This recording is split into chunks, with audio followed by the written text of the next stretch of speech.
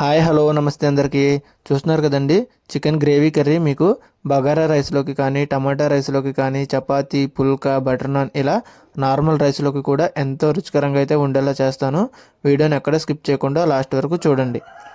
ముందుగా వాష్ చేసుకున్న చికెన్లోకి రుచికి సరిపడా ఉప్పు, మీ స్పైసెస్కి తగ్గట్టుగా కారం, చిటికెడంత పసుపు, గరం మసాలా, చికెన్ మసాలా, ధనియాల పొడి, 1 టీ స్పూన్ జీలకర్ర, 2 సన్నగా తరిగి పెట్టుకున్న పచ్చిమిర్చి, కొత్తిమీర, పుదీనా, ఒక మీడియం సైజ్ ఉల్లిపాయని ఈ విధంగా కట్ చేసి వేసుకున్న తర్వాత ఫ్రెష్గా దంచి పెట్టుకున్న అల్లం వెల్లుల్లి పేస్ట్, 1 టేబుల్ స్పూన్ పెరుగు.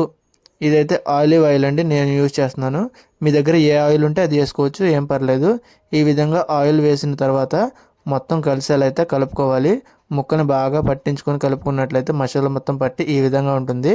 ఆ తర్వాత మూత పెట్టి ఒక హాఫ్ అన్ అవర్ అయితే ఉంచుకోవాలి. హాఫ్ అన్ అవర్ తర్వాత స్టవ్ ఆన్ చేసి కడాయి పెట్టుకుని అందులోకి ఆయిల్ అయితే యాడ్ చేసుకోవాలి. ఆయిల్ హీట్ అయిన తర్వాత మనం ముందుగా మసాలా పట్టించి పెట్టుకున్న చికెన్ అయితే ఈ విధంగా మొత్తం యాడ్ చేసుకోవాలి.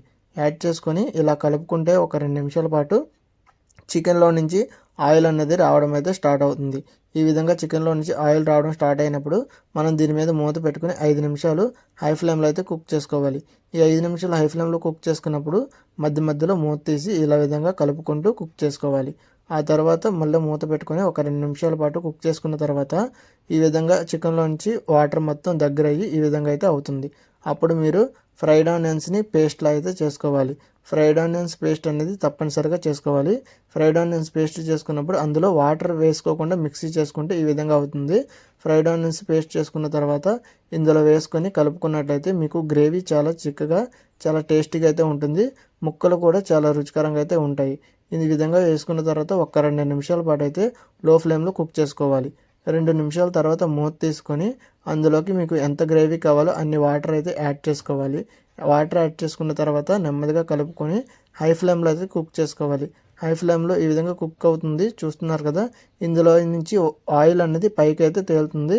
అప్పుడు మీకు ముక్క అనేది బాగా ఉడికినట్లయితే తెలుస్తుంది. ఈ విధంగా వచ్చిన తర్వాత ఇందులోకి మీరు కొద్దిగా కొత్తిమీరని యాడ్ చేసి ఒక్కసారి కలుపుకొని స్టవ్ ఆఫ్ అయితే చేసేసుకోవచ్చు. చూస్తున్నారు కదండి, గ్రేవీ విత్ చికెన్ కర్రీ అయితే రెడీ. ఈ విధంగా చేసుకొని మీరు సర్వ్ చేసేసుకోవచ్చు. పీసెస్ అయితే జ్యూసీగా చాలా టేస్టీగా ఉంది. తప్పకుండా ట్రై చేయండి.